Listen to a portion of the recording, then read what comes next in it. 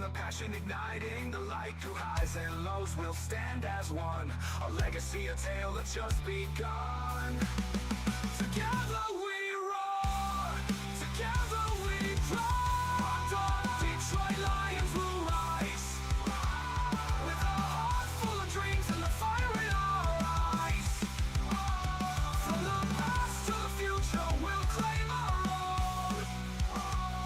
In the home of the brave, we'll proudly have grown. So let's lift our voices, let's turn it up loud. For the love of the Lions, we'll always be proud.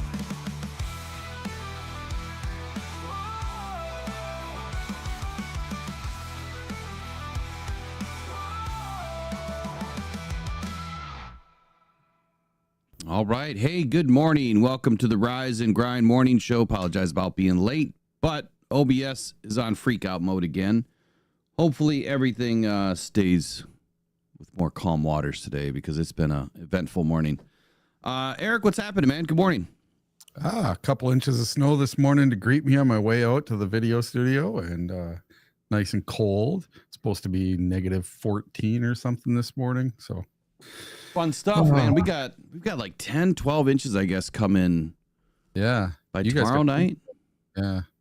And we're going to get like half an inch. Yeah, that doesn't make any sense. But hey, you know what? We've had a pretty bleak winter. And honestly, the last, I don't know, 4, 5, 6, 7, 10 winters, they just haven't been normal Michigan winters down here. It's different. I remember when I was growing up, and I'd love to know. I know it's not football talk, but you tell me in the chat, wherever you live, have your winters been the same? Because for me, they haven't. Like when I was a kid, like if we got 150 inches of snow, that was not a big deal. Like we used to get a ton of snow. And now if we get 70, it's like, I don't know. That's a lot for us now. It just seems like it's moved more south. Florida got like 6 inches of snow the other day. So yeah, it's kind of nuts. We're pushing 160 something now. Yeah, well, by me, we used to get plenty of snow between Grand Rapids and in Kalamazoo. We got that snow belt there. We used to get a ton of snow, and we just don't get a ton anymore.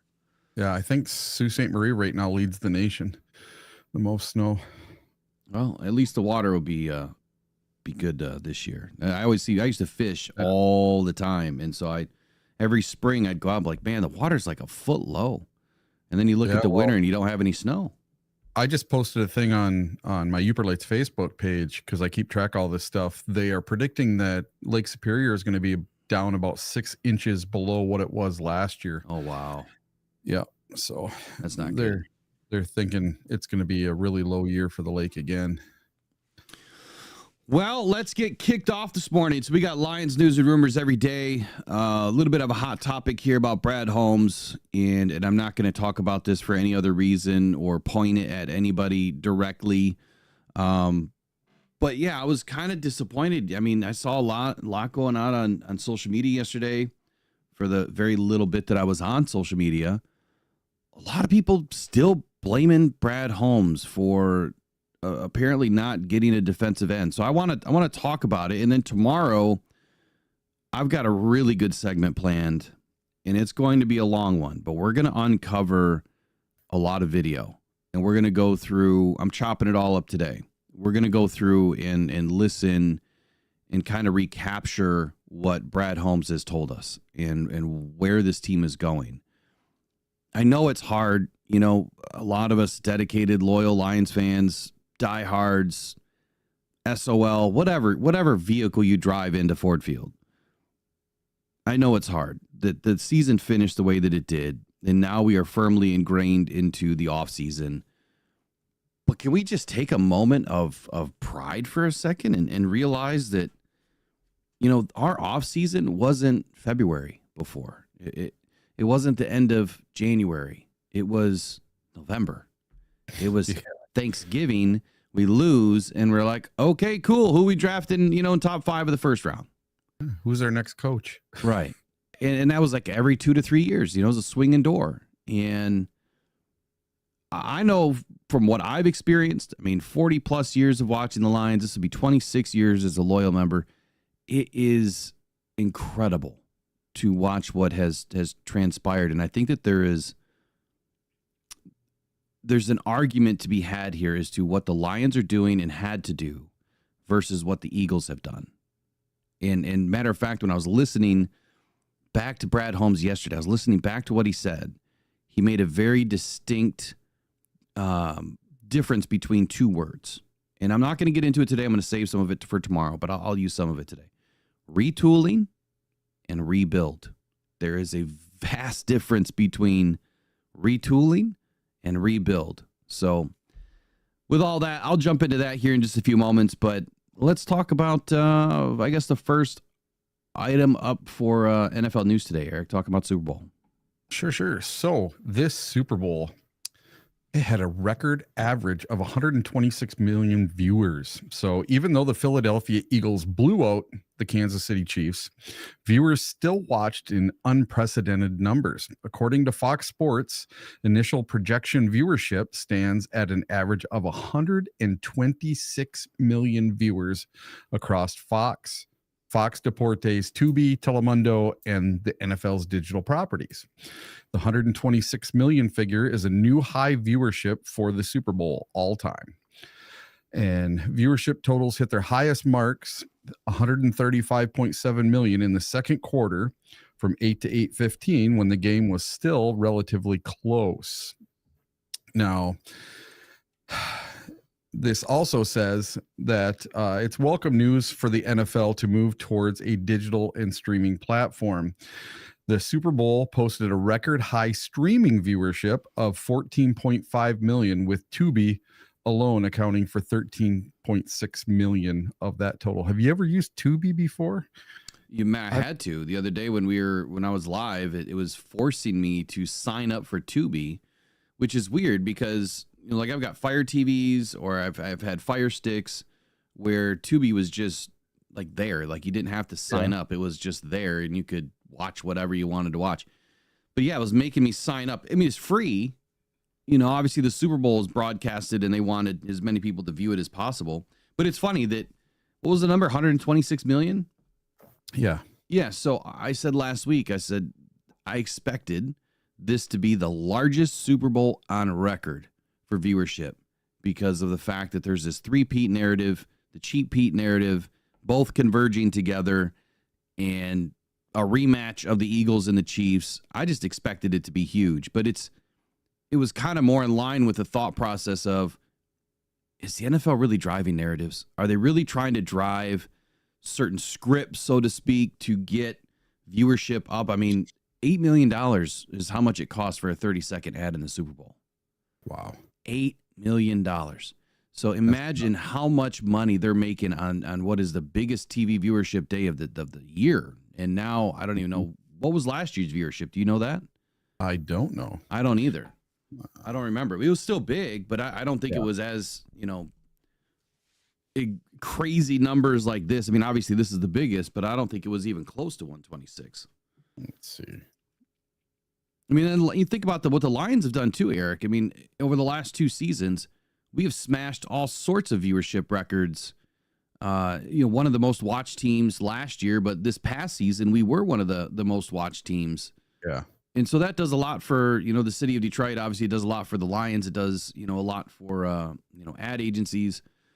It's all around. Like I said 2 seasons ago, the Detroit Lions, when they finally start to make it, they're going to be great for football business. And they clearly have been. Could you imagine what this game would have been had it been a close game?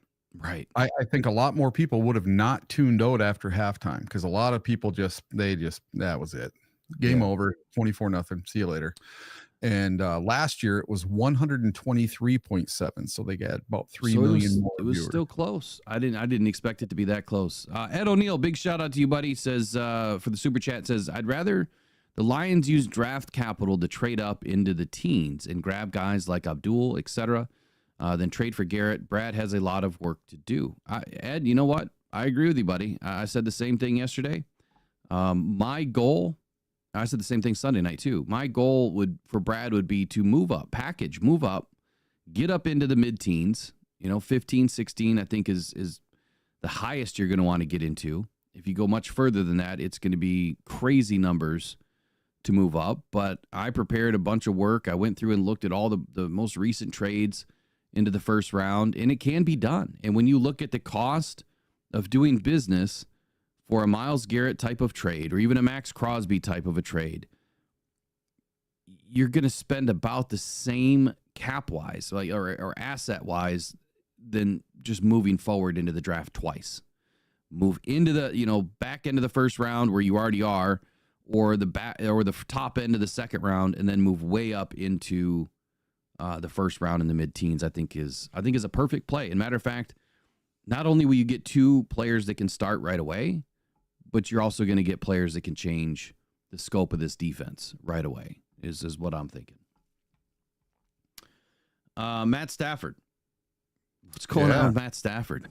So, former Detroit Lions and current Los Angeles Rams quarterback Matt Stafford is once again at the center of trade talk. And this time around, he could be heading to a team in the NFC North. Could you imagine seeing Stafford going up against the Lions twice per year in the regular season? It's kind of nightmarish, but some NFL analysts and experts think it could happen. The latest trade idea lands Stafford with none other than the Minnesota Vikings. Could you imagine that? It would kind of remind me of Brett Favre, the gunslinger trying to do something in the final years of his career. I don't think this is going to happen. I think that when you look at the amount of money that it would take to bring Stafford to Minnesota and the capital that it would take, I don't think that the Eagles aren't even in a position. I don't even think they have but 3 draft picks this year. Oh, the Vikings? Yeah, the Vikings only have a couple of draft picks. They do have a lot of money. They have more money than the Lions have for free agents. But you got to remember, Kevin O'Connell came from the Rams, and he runs a Ram style system, and he calls the plays just like Sean McVay does. And Stafford would be a fit, and I think he would fit in very well, especially with Justin Jefferson. Yeah, there's no doubt that he'd have some weapons. He'd have a decent team around him, but I just don't see how they could get it done unless the Rams were okay with 2026 and 2027 draft capital. I don't see how they get it done, because money, I don't think, is the motivator here. If the Rams are really looking to reset and get rid of Kupp and get rid of Stafford, I mean, they don't have anybody to replace either one of them. So that really just doesn't make a lot of sense to me. I'm out on that idea. I don't think it's going to happen. And if it does, hey, that just makes the NFC North a bigger conversation in 2025. I'd rather him see the Vikings get Rodgers myself. I don't see that happening either. Again, it's a ton of money, but draft capital too that they just don't have. I just don't see it happening. He's going to be a free agent. Yeah. Jets are going to release Rodgers. Yeah. It's still going to take a ton of money to sign him. Unless he's willing to play ball, which I just don't get that idea from Rodgers. It's like he said the other day. He's like, when I'm done in the NFL, I am done. He's like, you will never see me again. He said that the other day on the Pat McAfee show. He's like, I will never be seen again. He's not going to do anything with broadcasting. He's not going to do anything with coaching. He's not going to do anything ever again. He probably wouldn't even show up to his own Hall of Fame memorial. You know what I mean? So he's going to kind of be like Brett Favre. Just disappear. That's what he wants to do. Jeez. Yeah. Yep. All right. So let's do this. Let's talk about a quarterback that I'm kind of sick of talking about. That's Patrick Mahomes. So the Chiefs obviously were blown out now for the second time. And I think that it shows that Patrick Mahomes and the Tom Brady comparisons just need to die. They just need to stop. If the Chiefs had beaten the Eagles, I think that there was going to be a time in the near future you were going to have to start talking about Patrick Mahomes walking down Tom Brady for the GOAT status, for the best ever. I've never been one to believe it. I think what Tom Brady has done is I mean, not only is it incredible what he was able to accomplish, and I don't care about all the narratives and all the stories that surround it. I mean, what they were able to do was something that probably will never be done again. Patrick Mahomes was probably the closest to being able to do that. Now, he still has a long career ahead of him if he decides to continue playing football. I mean, he's already accomplished a ton, so why would you want to continue playing, up to 20 years in the NFL to try to beat Tom Brady? I don't think it's going to happen for Mahomes. I don't think that he's going to put 20 years in. But the Chiefs not only didn't win the game, but I think that, by them getting their asses kicked by the Eagles, I think now you need to look at what happened in that game and why Patrick Mahomes is never going to be in the conversation to Tom Brady. And I think it just needs to stop. I think the whole narrative just needs to stop. For instance, again, 40-22, embarrassing loss. That offense couldn't do anything. Not a damn thing in that game. And like I said last week, that the ending score was not going to match what happened in the game. Them scoring 22 points, I mean, that was just all BS time. You know what I mean? That was fluff at the end. Exactly. They scored 2 touchdowns in the last, 2 minutes? Right. So instead of entertaining this Mahomes and Brady conversation, I think that we just need to shut it down completely. When Patrick Mahomes, if and when he gets to his 5th Super Bowl victory, then I think you can start to talk about it again. But the Brady having Tom Brady on the call on Sunday night, I think that was a perfect fitting an ending to this conversation. Since he's now been in the building for 2 separate Super Bowl blowouts, Patrick Mahomes, I think that now it's time to take a look at why Tom Brady was so incredible at what he did. And I'm not a big fan. I'm not a Michigan fan. I'm not a huge fan of Tom Brady, but I give respect where respect is due. And I think that everyone talking about Patrick Mahomes being the best ever, about to be the best ever, I think that is a huge slap in the face to what Tom Brady did. And here's my biggest takeaway, I think. I don't know how much of this stuff is true, but when you hear all of these conversations that are being thrown out there in the media that, Kelsey and Mahomes are just traveling everywhere and not really spending the time to really hone their craft like maybe other legends have, like Tom Brady. Tom Brady put the work in every single season. He worked with way less and he did way more. To him, it was about being the best. It was about getting everything right.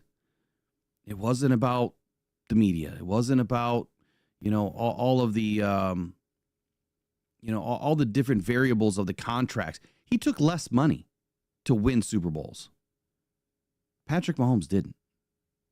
So I think that there's a bigger conversation to be had here, that you want to spend all your time on private yachts and PJs flying around the world with Taylor Swift and Travis Kelce and doing all those. Great, go do that. Tom Brady didn't do that. He didn't do that. He focused on football. He wanted to win. And he wanted to beat whoever he could beat whenever he could beat him. So I think that there's a difference between how Tom Brady goes about his business. We've seen Patrick Mahomes show up in training camp looking like he's got a dad bod. All that stuff poured out over the last couple of seasons. His play on the field, still good, but I don't think it's great. I'm not going to knock the dude. He's won a few Super Bowls, right? He's had an incredible career. But then I also think there's the narrative of how much was he helped? How much of the Chiefs been helped by the refs? I think there's legitimacy to that too. And what we saw on Sunday night, I think it was just more fitting of why I said that the Chiefs were frauds all season long. And they were. And they showed up in the Super Bowl to be nothing but frauds. But they also say the same thing about the Detroit Lions, Eric. Oh yeah. Hey, I'll own it. Our Lions did not show up in the playoffs. I own it 100%. But I'll say this: there's a huge difference between the Chiefs and the Lions at 15-2 in the regular season, and this is what it is. The Lions had a point differential of 222 points. The Chiefs had a point differential of 56. They squeaked by every single game they won. They never scored 40 points in the season total ever in a game, not once all season long. The Lions did it, 5 times? It's two totally different 15-2 teams. The Lions were dominant. The Chiefs barely got by everyone. They barely beat the Panthers. They barely beat everyone they played was just barely. Yeah, I think that speaks more to the volume, a volume of wins versus quality of wins. And you have to admit, during the regular season, they sure got a lot of calls their way in very, very close games. Right. They did. And I think they won a handful of games. So imagine if they're not, the 1 seed because they lost a few games. Do they even make it into this Super Bowl? I don't think that they do. Yeah. And, this whole narrative that, they weren't helped by the refs, blah, blah, blah. See, look what happened in the Super Bowl. We didn't get helped by the refs at all. And then I see Chiefs fans saying, oh, look at the Philadelphia Eagles got helped by all the ref calls in the Super Bowl, blah, blah, blah. What calls? What calls did they get helped with? That's exactly right. What calls? And, so the first 2 calls of the game, I thought were both garbage. Oh, they were. Both of them. There was one against the Eagles and one against the Chiefs. Now, you take those 2 calls out of the game, and then you take Hurts's interception away. My God, they would have put 50-something up on him like they did in the last round. It wouldn't even have been even as close as it was. It would have been an absolute blowout had the refs not stepped in there and helped. So, yeah, I hear what you're saying too, and I agree with it all. I think that the first call, so it was a 4th down and 2? Was it 4th and 2? And they complete that long pass for 28 yards. Yeah, and then they called it back because of why? I don't remember what the call was though. Because they were hand fighting. Oh, the hand fighting. So yeah, but they called offensive pass interference, and his hand brushed the face mask. So if anything, it should have been an illegal hands to the face, right? Not pass interference. Yeah, I'm so sick of the NFL getting these calls even wrong, right? Yep. I mean, oftentimes you'll see a pass interference called when it wasn't pass interference at all. It should have been illegal contact, right? Past 5 yards, it should have been hands to the face or something, or holding, but not pass interference.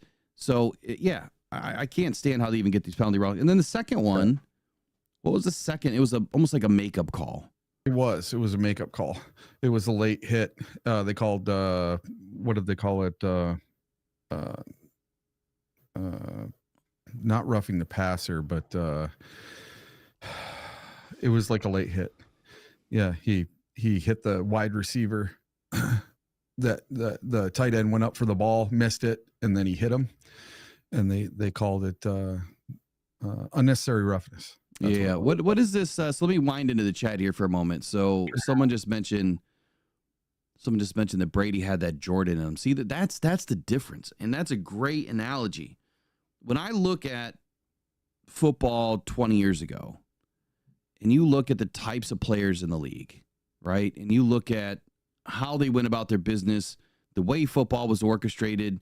I mean, they didn't have all these rules to protect them over the middle of the field, right? The receivers they didn't have all these rules to protect the quarterback, in the pocket.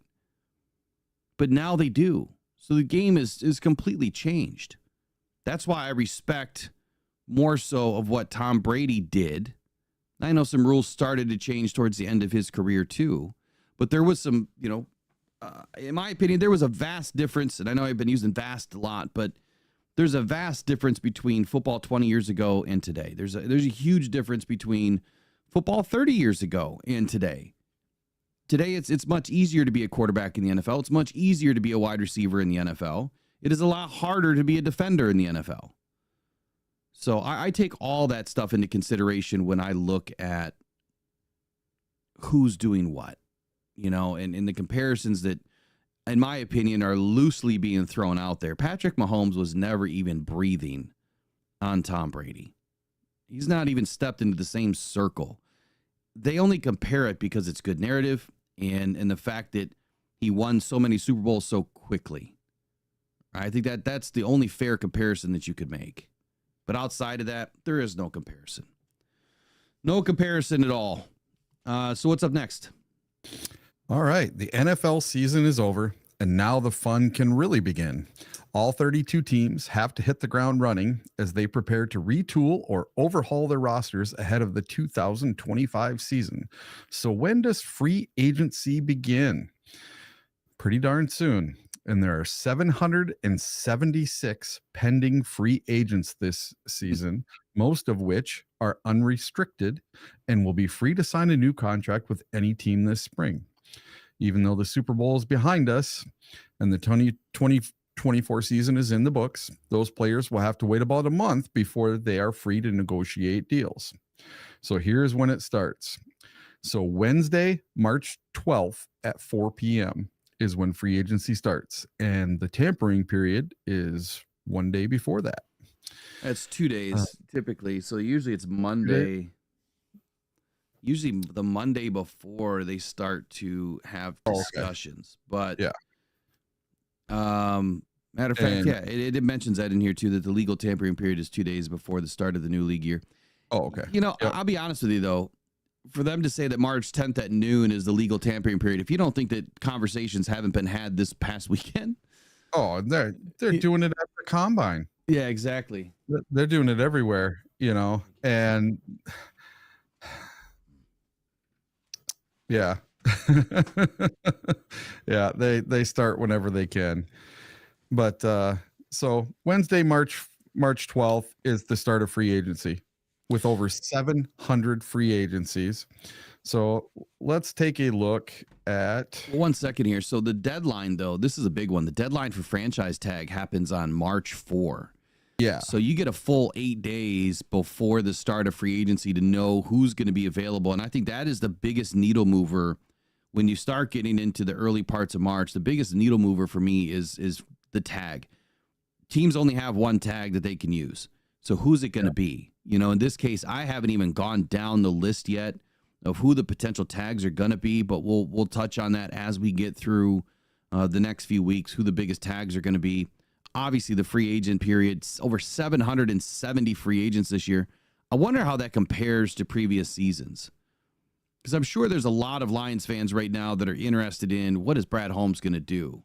And once we talk about free agent, you know, top free agents available, you know, in just a second here, that's where I'm going to kind of give my piece on Brad Holmes here from what I seen yesterday. So go ahead on top free agents. I got to get some sugar in me real quick. All right. So we have 25 ranked free agents by Yahoo Sports.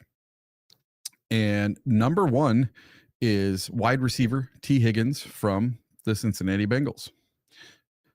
Number two, Trey Smith, the guard from the Kansas City Chiefs. Now, I saw a lot of Chicago fans clamoring for this guy in free agency before the Super Bowl. But now that we've seen the Super Bowl and how horrible he was in the Super Bowl, now they've had a change of mind. A lot of these Chicago fans no longer want Trey Smith as a guard for the Chicago Bears. And then number three is wide receiver Chris Godwin. So 2 out of the top 3 have been wide receivers so far. All right. Number 4 is Javon Holland, safety from the Dolphins. Number 5, someone that might interest the Detroit Lions, DJ Reed, cornerback from the New York Jets. Number 6 is Ronnie Staley, a tackle from the Ravens. Number 7, Stephon Diggs, wide receiver from the Texans. Surprise, surprise. Now, number 8, Khalil Mack, edge from the Chargers. Now, he's typically played in a 3-4, not a 4-3, so I don't know if he would interest the Lions at all. Number 9 is wide receiver Amari Cooper. Number 10, someone Will talked about a little bit, linebacker Zack Baun from the Eagles. Man, did he show out on Super Bowl Sunday? Yes, he did. He had a career game. And listen, Baun enjoyed a breakout season in 2024, racking up a career best 151 tackles and 3.5 sacks while forcing 5 fumbles. Is this a flash in the pan or a sign of things to come for Baun? Man, I want to say Vaughn every time. I think he's just scratching the surface, honestly. I think that what we saw him do with that interception, look, that takes incredible skill. Yep. The way And that he he made caught it that ball, I mean, just above the ground level, diving straight over. I mean, his quick reaction, that ball's flying at 60 miles an hour. Just an incredible play. Yeah. And he made his first All-Pro this year as well. And then number 11, we have our first quarterback, Mr. Sam Seeing Ghost Darnold. So where is he going to end up this year? Where do you guys think Sam Darnold is going to end up this year? Is he back with the Vikings? Is he going to the Jets? Is he going back to the Panthers? Is he going to Arizona? Where is he going to go? So where's Sam Darnold going to end up this year? And then number 12, you have Josh Sweat, edge from the Eagles. Now he had a heck of a Super Bowl. And I saw a thing yesterday where they were talking about, did they get the MVP wrong for the Super Bowl this year? Maybe it shouldn't have been Jalen Hurts. Maybe it should have been Josh Sweat. And then they talk about Myles Garrett a little bit in there, but he is not a free agent. And then you have Hassan Reddick, edge linebacker, and he was with the Jets, but now he is going to be a free agent again. Then you have linebacker Nick Bolton from the Chiefs. Hey, hold on 1 second. Okay, go ahead. So between Josh Sweat and Hassan Reddick, they threw a tidbit in here talking about Myles Garrett landing spots being the best now for the Eagles and the Lions. I'm surprised that they've thrown the Eagles in this, but imagine if the Eagles lose Josh Sweat, or there's even the option that they're going to lose Josh Sweat or Zack Baun. I think that that does open up an opportunity for the Eagles. I mean, with that defensive line that they've built, which I'm going to talk about in a few moments, that could be an incredible option for him. Anyway, keep going. Yep. And, Myles wants to go to a winner.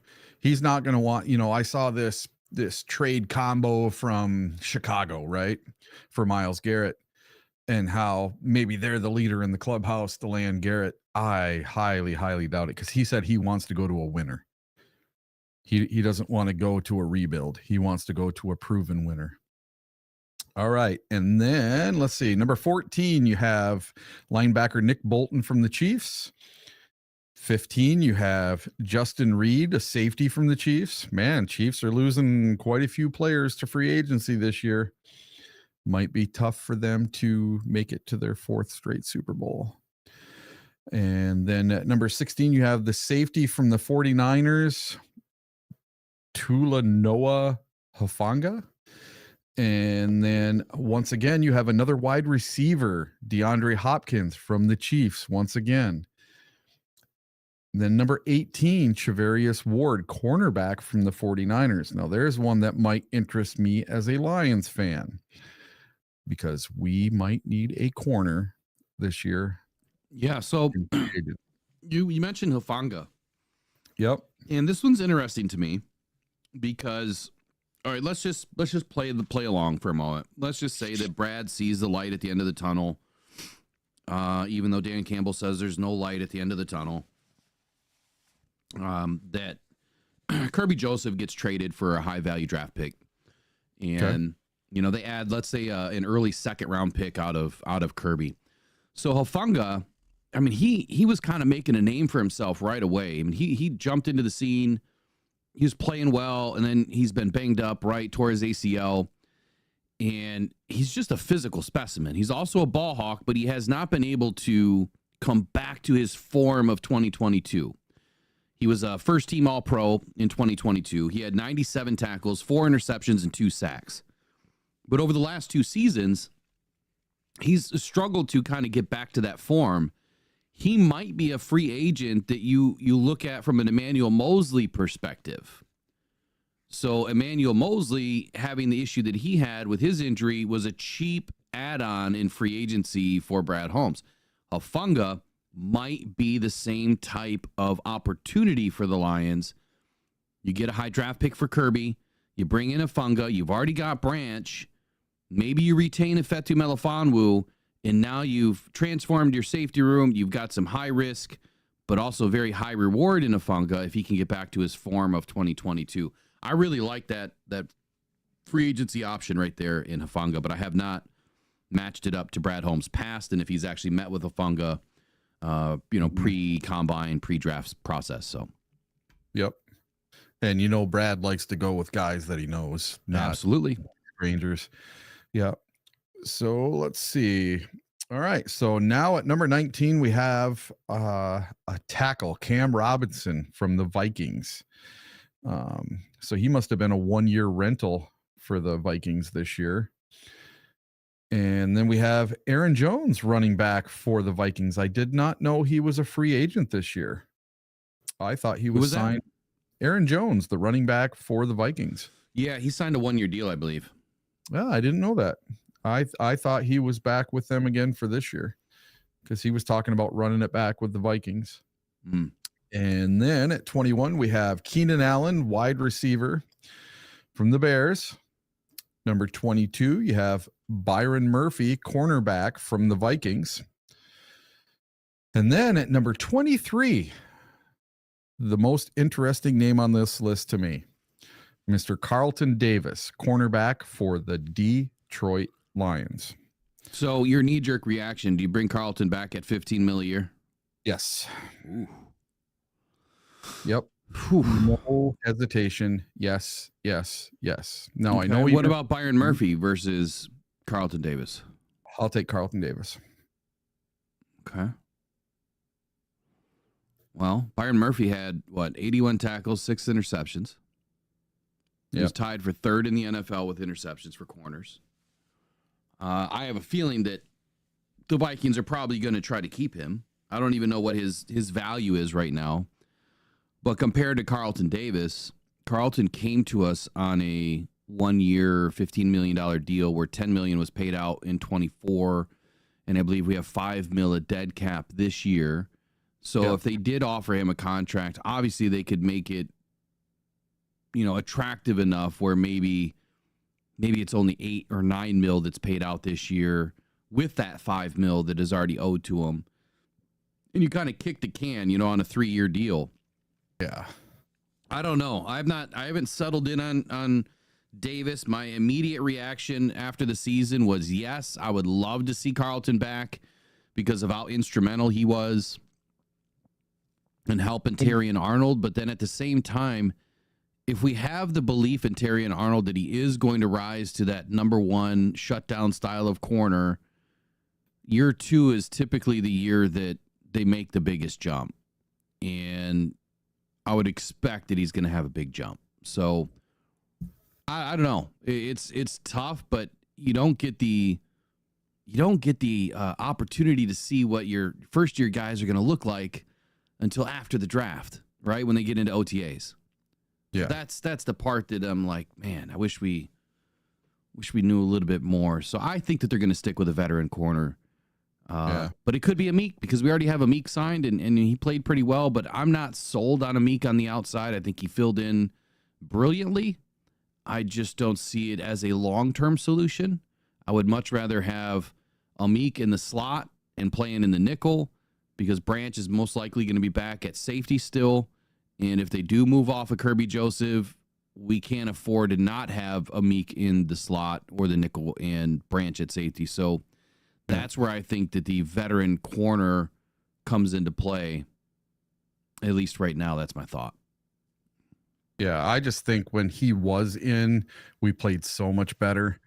And we need corner depth. We need corner depth. We need corner depth. We need corner depth. We need more people because these corners, no matter what, everyone is not staying healthy for every single game. I mean, Rakestraw missed a bunch, basically the whole season. Even Terry and Arnold missed a game or two here and there. Carlton Davis missed some games. I think Terrian only missed half of a game, didn't he? I thought he missed the whole game. No, I think he just didn't start one game. Oh, okay. But he still played in it, I believe. But overall, we never had a healthy group of corners for more than a couple of games all season. And I think we're going to see a big step up from Rakestraw in year 2. Because according to Rakestraw, in the second game of the year against Tampa Bay, he was slotted to start that game.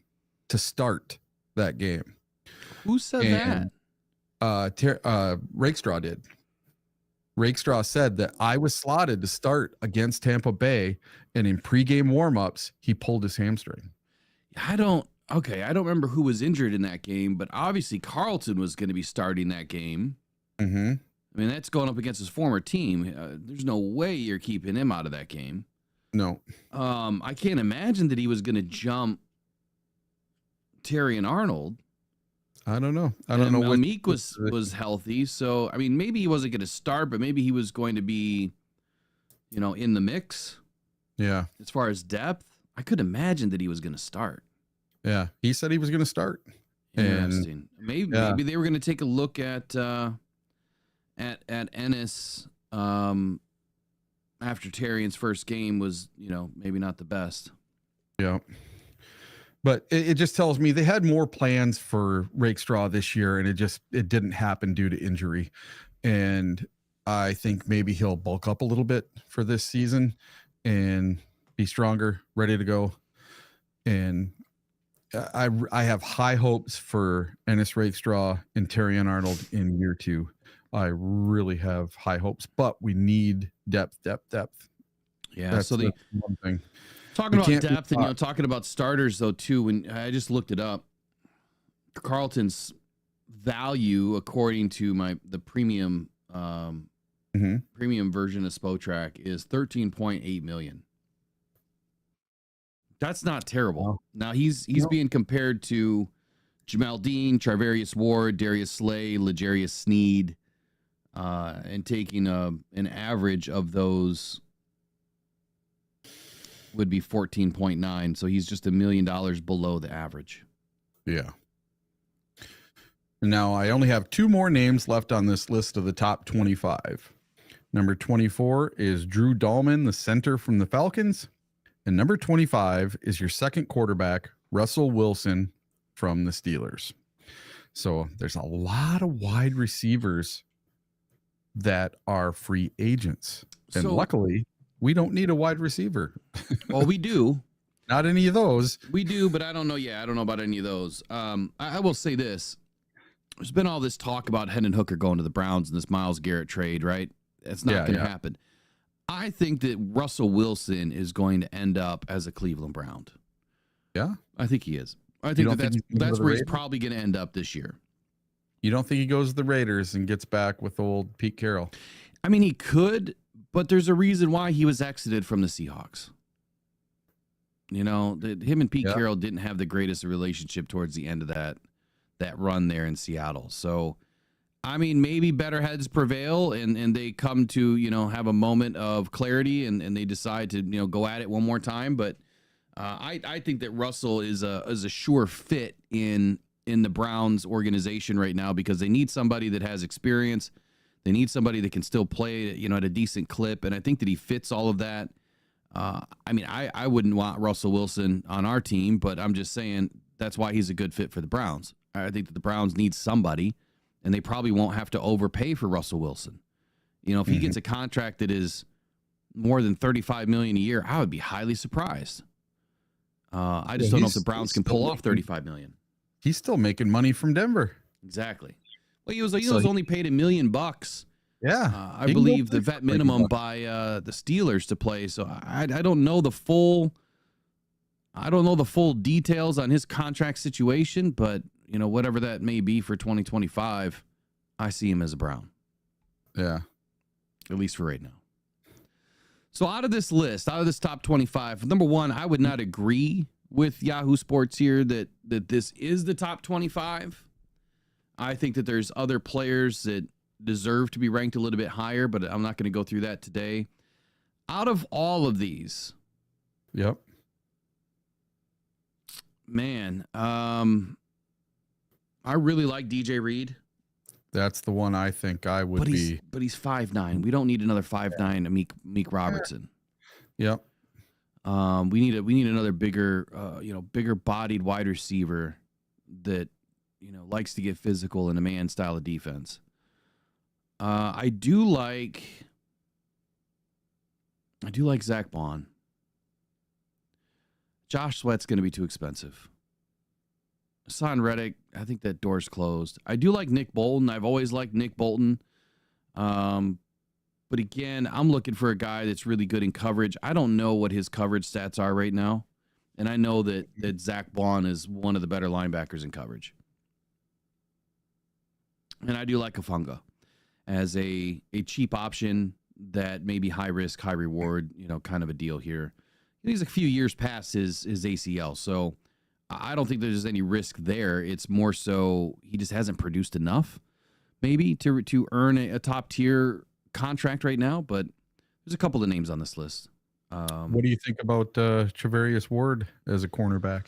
Well, I think when you look at the cost of doing business for Ward, you're going to spend the same on Carlton Davis. So what are you gaining by taking Charvarius Ward versus a Carlton Davis is the question.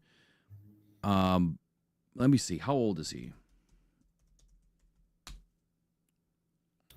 28 for Charvarius. Is he 28? Yep. So I think Carlton's 30? Yeah. I believe. Yeah, I think so. No, Carlton is also 28. Oh, really? Oh. His birthday was just in December. So I guess there's no upside there. They're both the same age.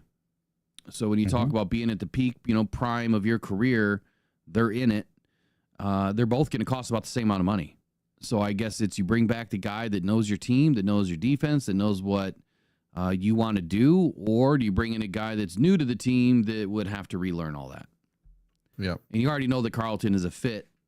You don't know as much about Charvarius Ward. Now, here's one more thing that might weigh into it. We are switching from Aaron Glenn to our linebackers coach as our defensive coordinator. Do you think that having Calvin Shepard as our DC, we might want to stick with what's more familiar for him? You know what I mean? As far as player-wise? Yeah. Players that he's more familiar with, so he doesn't have to train someone new. That's just less on his plate for the season. Yeah, I don't know. I think that good coaches can work with anybody. And I think that when you're good at developing and you're good at drafting and you're good at coaching, you're good at communicating, I don't think it really matters who you bring in as long as they check all of the initial boxes that you set out for that individual to meet the expectations of your team. Does that make sense? Yep. I think you can work with anybody. But to your point, I do agree that it is a lot easier to work with someone that has been in the system versus someone that has not. Yeah. So what I'm saying is you can hit the ground running with Carlton. Absolutely. And there's no trying to get someone to catch up. Yeah. I agree with all that. I think it's a good statement. All right. So now I've got a topic. It's the first topic of Detroit Lions news today. And I'm just going to say this. I'm going to preface it by kind of what I said earlier to start the show. I'm not directing this towards anybody in particular. And we're going to get right into why I think that we need to stop blaming Brad Holmes. Like, we just need to stop blaming him. He hasn't done anything wrong, in my opinion. Maybe there could have been some questionable draft picks. Maybe there could have been some other opportunity in other areas of need. But I'm going to get into all that and why when we come back. Every day, thousands of people are discovering Yooper Lights, Michigan's newest, funnest rock to go find on the shores of the Great Lakes. Don't go out with just any light. Try the Convoy C8 from YOOPERLITES.com. It's guaranteed for life, and you'll find all the ones everyone else misses. Quality UV lights that are perfect for Yooper Lights with prices starting as low as $20. Please make sure to visit YOOPERLITES.com for all your UV flashlight needs with the best guarantees on the market. Just what you wanted and not what you didn't. The best quality, the best guarantees, and the best UV flashlights from YOOPERLITES.com. Okay, so topic of conversation yesterday was Brad Holmes is making mistakes. And it's Brad Holmes that didn't bring in a defensive end, whether it be at 2023 or 2024, to help the other side of Aidan. Well, here's the first news flash. Aidan didn't play past week 6. So didn't matter who we brought in or didn't bring in, right? I don't think that Brad made a bad decision by not bringing somebody in that is this high, top tier free agent or draft pick. I think that when you look at what Brad Holmes has done, it has been succinct to exactly what he said he was going to do and how he was going to build this team. And that's why tomorrow we're going to go through what Brad Holmes said bit by bit. And I'm going to have questions and answers for every bit that we review because he's followed everything to a T. And this team has gone from, now this is a very different perspective here, retooling, which what I was saying earlier, the Eagles retooled, right? They didn't rebuild. They retooled the last 4 years. They have not rebuilt an entire team. The Lions rebuilt. And it wasn't your normal rebuild, right? Like Myles Garrett doesn't want to be in a rebuild. He wants to be with a team that is a contender right now. Well, the Lions are a contender, but they're only a contender because Brad took this team down to the mud. And then he started building brick by brick, frame by frame, stick by stick, window by window, door by door, shingle by shingle, and now you have a team that is contending. If you think that Brad Holmes made these giant mistakes, let me remind you of something. And again, I'm not directing this towards anyone. It's just, this has been on the front of my brain since last night when I was having a conversation with somebody. Good conversation. But here's my statement. Number one, Hunter was not available in 2023. The Minnesota Vikings were holding out on hope that they were going to leak into the playoffs in 2023. They were not going to move off of Danielle Hunter. Danielle Hunter was also going to be a 1-year rental, and his contract was going to be up. He held all the leverage going into 2024. So if you would have traded a first round and a third round pick for Danielle Hunter to rent him for, 6 to 9 games, man, you are really setting your team backwards by doing that. And it's not that Brad Holmes didn't want to do it. From what we understand, he, according to other rumors, he did reach out to Minnesota. But then what he said this season is that he never went through the buying process of a defensive end during the trade deadline. So which is true? Did he or didn't he? I'm going to take Brad Holmes at his word that he didn't go through the process. Now, it could mean another thing, that he just didn't go through the process. Doesn't mean he didn't pick up the phone. He could have and probably found out, hey, we're not moving off of Danielle Hunter because we're trying to leak into the playoffs. And like Brad Holmes said this year, if I take, one of their defensive ends and they only have 2 and then another one gets hurt, well, they're in the situation that we're in. So then when Danielle Hunter became a free agent, he wanted to go back home, right? He wanted to go back home to Texas.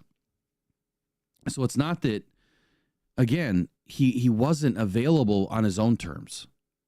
He wasn't available prior to that because Minnesota wasn't going to let him go. Then this year, it's not that Brad Holmes doesn't want to address the position. It's not like he doesn't think that there's needs on this team. We were down 5 defensive ends by the trade deadline. There is nobody in the NFL that has 6 or 7 or an 8th defensive end. Nobody. Hardly anybody has 4. And matter of fact, hardly anybody has more than 1. that is a true game-changing defensive end. So when you think about those things, I think it puts things into perspective here for a minute that these guys don't just grow on trees. They're not just available any minute you need or have a need on your team. Brad is going to do whatever he has to do to make this team successful. But then let's put them all in the same boat here. What happens if, okay, we do bring in a Danielle Hunter or anybody else, I don't care the name, Crosby, Garrett, anybody prior to the 2024 season. Well, let's just say that instead of Davenport, Myles Garrett gets his tricep ripped off, and has the issue, and that Aidan Hutchinson still gets injured. So he does his job, he does his duty, to your point, the fans that are clamoring and hating on Brad for not doing something, but they're injured anyway. Let's say he traded for Max Crosby prior to the deadline, and Crosby wasn't injured. Well, Crosby ended up getting injured and sitting out the last 6 or 7 weeks of the season. So it's not that he can't or doesn't want to do something. But if everything kind of happens for a reason, we could have still been facing the same situation that these players could have been injured anyway, or they may not have worked out, or we could have been in the same situation where we're still down to our 6th and 7th option at defensive end. But he did bring in Zadarius Smith. It's not that he wasn't willing to trade, a draft pick or whatever he had to do to bring in somebody to help this team win. He did that. But I think the biggest defining point of the Lions and what they've had to do versus other teams is that when you build a franchise from the ground up, it does take time. And Brad has always said they're going to build through the draft. They're going to develop through the guys that they've drafted, and then they're going to re-sign the guys that they've brought in. The difference between the Lions and the Eagles, because for some reason we're comparing the Lions and the Eagles right now, is the Eagles started with more. Like, they didn't have 5 to 7 players that carried over from a previous regime in their roster. The Lions did. Like, it was pretty much the offensive line and Jalen Reeves-Maybin. Who else? It was Tracy Walker at one point. But it was pretty much Ragnow and Decker, Skip, Maybin, Walker, a handful of guys that came over. Hawkinson until he was traded. And that they came over from the previous regime. 5 to 7 players. That's it. Yeah, we had the Aquara brothers. Yeah, Aquara brothers. Yep, had them too. And you notice how they've all been purged. Harris. And so all those guys are purged in the first couple of seasons. Yep. So the Lions started with nothing. So to compare us to the Eagles is blasphemy. I'm sorry. Yeah. They were not retooling, or they were not rebuilding. They were retooling. The Lions have had over 85% of roster change from 2020. It might be close to 90 now. 90% roster change. And then every year it's been 20% or more of roster attrition of change. So the other thing that we need to point out is in 2021 and 2022, the Lions were strapped. Like 21, they had no money. They had a bunch of dead cap. The Trey Flowers deal was still there, right? Collins was still there. They had a lot of dead cap. Holly Paluti Vitae. I mean, there was many contracts that cost. And 2021 was a time to purge, reset the team, kind of get us going into a direction, draft some guys. And then if you noticed, all the guys that we drafted started for the most part. It wasn't because Brad Holmes was plucking all these diamonds out of the dirt and putting them onto the field. No, they had to start. Like, those were the best football players that we had coming out of that season. They had to start, and they had to start in year 2 in 2022.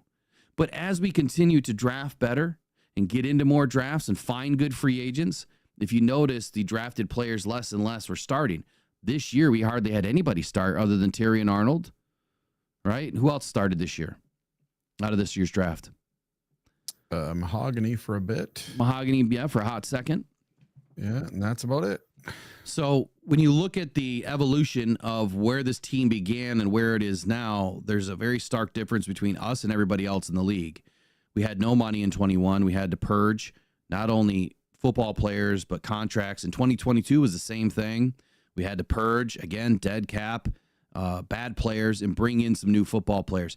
By 2023, or by halfway through 2022, this is when you really started to see the team start to shape and mold itself into what is going to become our future. We have a run of 8-2. And then in 23, I mean, we hit the ground running. Obviously in 24, we hit the ground running. And again, it's because of where Brad Holmes has put us into this position. You can jump, scream, yell. I don't care what you can hold a flag during the Super Bowl that Brad Holmes sucks and he should have taken a defensive end. It wasn't going to happen that way. It was never going to happen that way. It doesn't fit what the model is, but it may not have been the best decision to waste an assload of money and draft capital to bring in somebody that you just don't know is going to make that full difference for you. If Myles Garrett or Max Crosby or any other one of these top-tier defensive ends, Danielle Hunter, was the game changer to make you win a Super Bowl, I have one question. Danielle Hunter went to the Texans. The Texans had a crazy run in 2023. Did they win the Super Bowl in 24? Nope. No, they didn't. But we wanted Danielle Hunter, and he was going to be the game changer for us. Doesn't make any sense. You have to look at the proof. The proof is there. Okay, Yeah. So what's the other important thing that I'll mention today about this? Imagine for a moment, you are hating on Brad Holmes, but yet Brad has produced 7 All-Pros through his draft process and guys that he has kept on this team. Sam Laporta, Kirby Joseph, Amon-Ra St. Brown, Penei Sewell. This is the other one that hung around. Fox, our punter. Khalif Raymond.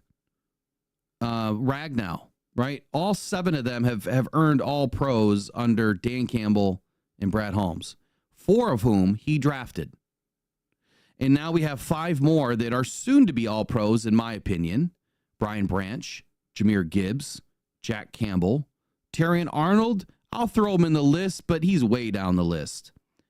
Aidan Hutchinson, he deserves to be mentioned. He probably would have hit it this last season if he continued on the same trend. So there is 12 players, half of a football team, that have either earned an All-Pro or about to earn an All-Pro because of the way that he has drafted and retained free agents. So I think that we can agree that no other team has done that. No other team. Again, addressing why this season was lost. It was not lost because of Hunter or Crosby or Garrett or any Josh Sweat or Chase Young or any of these other players that we didn't bring in. It was lost because we had too many injuries. It was lost because there's not 100 defensive ends that exist in this league that are game changers. There's probably 10. And if you listen to what Brad Holmes said in his presser this year, which we'll review tomorrow, they're not available. They're never available. And if you don't want to listen to me saying that, well, you can listen to any of the other beat writers that are close to Brad Holmes and the Detroit Lions that have also said the same thing. The Eagles didn't win just because of the defensive line, and that has been another thing that has been talked about this week. I'm not saying that the defensive line wasn't a part of it. They were absolutely a part of it. But I think it's kind of funny that, and I should have shared this video today, and I think that I have it on my phone. I'll share it again tomorrow. But it's kind of funny that when I said that this game was won after the second interception, I think I said that on Monday as well. Then I heard yesterday, after I've already made my takes on Sunday night and today and Monday, Rich Eisen said the same thing. That this game was won when Zack Baun had that second interception. And if you look at the numbers, it speaks to truth. All right, they were up 17-0. I think it was 22-0 at one point, but it was 17-0, and it was because of those interceptions. There was not one sack in the first 8 possessions of that game. The first sack happened, I think, on the 8th possession for the Eagles against Patrick Mahomes. But prior to that, you've already had 2 interceptions and a pick 6, and you're up 17-0. I just find it interesting that, other well-respected media members, Rich Eisen, Patrick, the Good Morning Football crew, Colin Cowherd, they've all kind of said the same thing. Now, I think that if you look at what the Eagles have done, and the only thing that we can compare them to, oh, and by the way, the Eagles didn't blitz one time in this game. And I know that I've spoken about that a lot. The Eagles didn't blitz one time, and that's exactly what I said that we should have done against the Commanders. And if they would have done that, we probably would have had a better opportunity winning that game. But here's how you can compare what the Eagles and the Lions are doing. The Eagles have drafted their defense. Brad Holmes is trying to draft his. If you go back to the past four drafts for the Eagles, the players that made the biggest difference on this team in this game, Carter, drafted last year. Milton Williams, Cooper DeJean, Quinion Mitchell, Jalix Hunt, Jeremiah Trotter, Smith, Keely Ringo, Brown, Davis. Almost the entire front 7 of this team. And a couple of corners. All drafted. They didn't bring in one big name. Now, Josh Sweat, that's a different story. I believe that Josh Sweat was brought in on a free agency deal, if I'm not mistaken. Yeah, he came from the Commanders. Right. So he's the only player. If you're going to sit here and tell me that Josh Sweat was the only reason why the Eagles won this game, I will never agree with you. Yeah, he might have had a few sacks. But you're going to tell me that Milton Williams, Jalen Carter, Jeremiah Trotter, Jalix Hunt, Brown, and Davis had nothing to do with that? The rest of the defensive line that also had multiple sacks? That also had multiple pressures? I think that we need to have an open conversation here and an understanding that the Eagles didn't even bring in multiple defensive ends. They brought in one. They drafted the rest. Zack Baun, I think he's the only other guy they brought in on a free agent deal, right? Mm-hmm. Okay. So they brought in a defensive end and a linebacker. My main take for the Lions in this upcoming free agency period is that we have to address our linebacker room. That, to me, is the weakest point. You give us 2 stud outside linebackers with Jack Campbell and Alex Anzalone, this is a much different defense. Then you can allow the front 4 to get after the quarterback without blitzing. And that's what needs to happen. So lastly, here's what I'll say. Who would you not have drafted that Brad Holmes has drafted? There are very few names. We went over this a couple of times last week in the redraft process. There's really nobody after Broderick Martin that made sense for another defensive tackle other than Kobe Turner. Kobe Turner and he was high on my list. He's somebody that I would have brought in. That is probably the only miss that I can find for Brad Holmes. Now, hindsight 2020 is a very funny game. Yep. Very funny because we're all extremely intelligent individuals when it's hindsight 2020. But imagine what it takes to be a GM in this game to have 7 All-Pros on your team in the matter of 2 seasons. I'm riding with Brad Holmes. I think that what he has done and what he has set out to do has been 1,000% correct. Maybe you can give him a few percent for a few misses here or there. But I think that this is the defining year for him, too. I don't think that the fan base is going to turn against Brad Holmes. I think that if there's an individual, pumping that narrative, I think that individual is just an SOL fan, always has been, always will be. Yeah. I don't think that anyone's going to turn against what Brad Holmes has brought to Detroit over the last couple of seasons. We've had the best seasons of our entire lives. You're not going to turn against the guy because of why? Because he didn't bring in a defensive end and overpay and get rid of all of our draft capital? I don't get it. And defensive line is not our weakest link. It is not. When you look at contracts, you have to look at everything. It's not. The linebacker room has nobody signed. At least we have a few people signed on the defensive line. They're just injured. So, yeah, if anything, it's bringing in interior defensive tackle again. And that's the other thing I'll finish with on this is the Eagles, even Tom Brady said it during the broadcast, and others said it before and after the broadcast. The Eagles have done something extremely well. They utilized an interior pass rush to get to Patrick Mahomes. They had the corners and the safeties that were sticky. Patrick didn't have a time to throw that was over 3.08 seconds or whatever. It was about 3 seconds on average. So it's not like they weren't blitzing.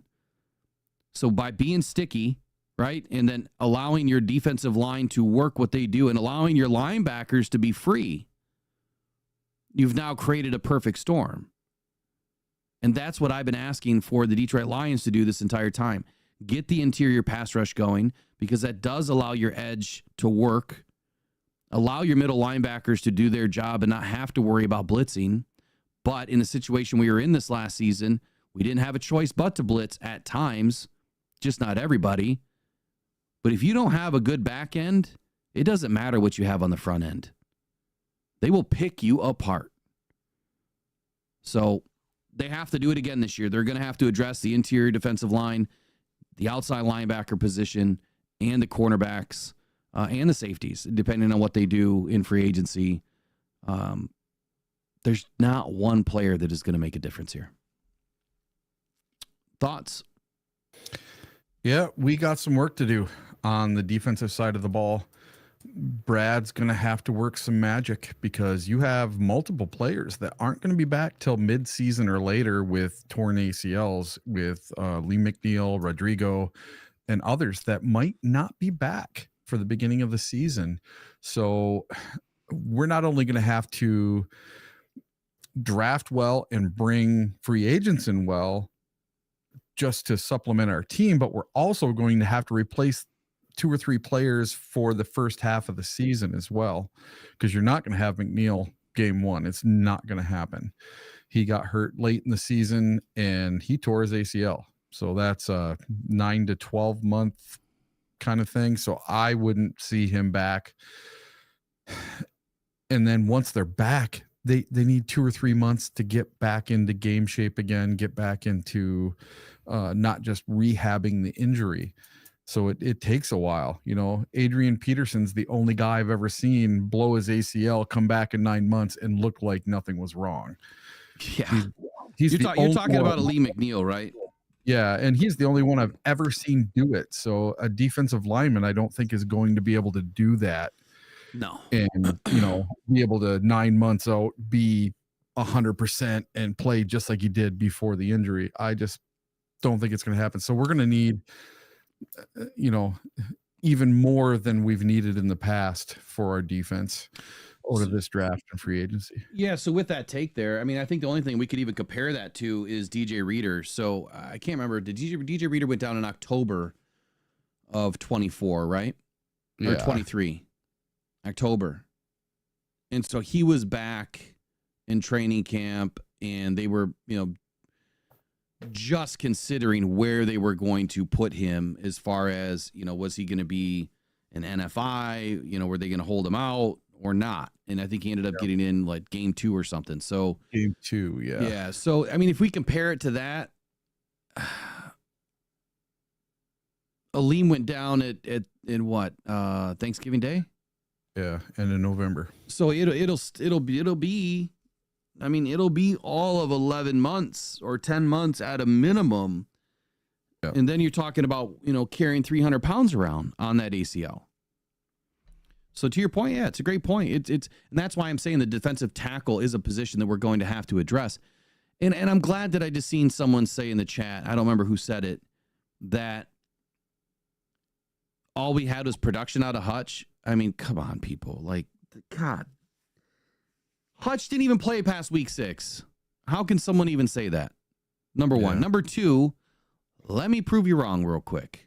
Just so happens I have an article ready to go on another page. I'm sorry, I'm going to have to do it. I'm going to have to do it. I'm going to say this about the whole Hutch thing. Not one general manager in the entire NFL would be prepared for your top 10 starting defensive end, your edge, to go down in game 6, and for your other starting edge to go down in game 3. It doesn't happen. And I don't think there was anywhere to prepare for it. And it's never happened. Not like that.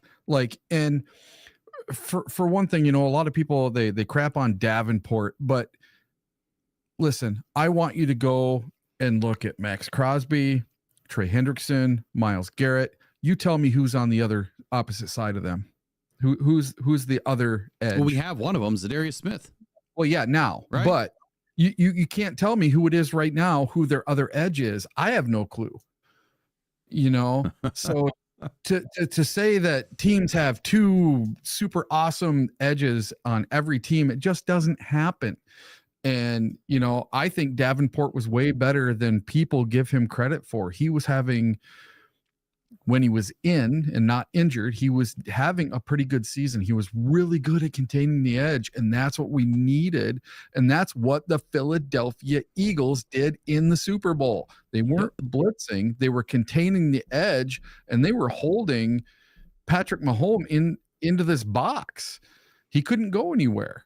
Well, it's exactly right, Eric. And, you know, I have great conversations with Thorin Nystrom, which he's going to be on more. We've talked about him coming on more. He even told us over the weekend on Sunday that, you know, finding a guy to set the edge is the hardest thing to do. And when you can find someone that can actually set the edge, now you're going to have your speed end, and then you're going to have your what can crush end, like Aaron Glenn likes to call it. Yep. As long as you can get one of them to truly set an edge, the other side can be a little bit more loose. But you can't have Aidan running hog wild and then your other side not able to set the edge. Davenport was a true edge setter, one of the better edge setters in the league. He does not need 20 sacks to be a great edge in this league. Matter of fact, if he had 5 or 6 or 7 sacks, that would be wonderful because it's not needed. You need a group of guys all getting home, all having success, all pitching in, not just 1 or 2. This isn't Madden. Put down the controller, please. Yeah. And people need to stop using this game by the Eagles in the Super Bowl as a comparison for the Lions. I think it's a great comparison for how the defense performed, right? Because it wasn't just one guy having all the work.